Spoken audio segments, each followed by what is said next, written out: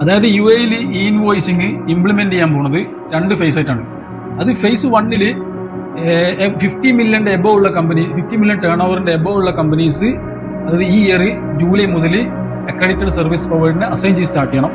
എന്നിട്ട് അത് next year 2027 ജനുവരി മുതൽ ഇത് നിർബന്ധമായിട്ട് ഇത് ഇംപ്ലിമെന്റ് ചെയ്യണം.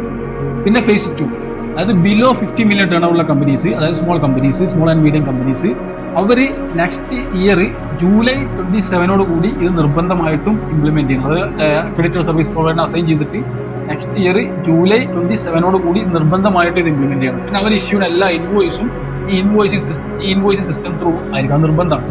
പിന്നെ ഇത് B2B ആൻഡ് B2G ബിസിനസ് ചെയ്യുന്നവർക്ക് മാത്രമുള്ളതാണ്. B2C ബിസിനസ് ചെയ്യുന്നവർക്ക് ഇത് ബാധകമല്ല. B2C ബിസിനസ് എന്ന് പറഞ്ഞാൽ B2C ബിസിനസ് ചെയ്യുന്നതിന് B2B ബിസിനസ് ചെയ്യുന്നുണ്ടെങ്കിൽ, ബിസിനസ് ടു ബിസിനസ് സർവീസ് ചെയ്യുന്നുണ്ടെങ്കിൽ അവർക്കും നിർബന്ധമാണ്. അതായത് എക്സ്ക്ലൂസീവ്ലി B2C ഉള്ളവർക്കും മാത്രം അത് ബാധകമല്ല നിലവിൽ. ഓക്കെ.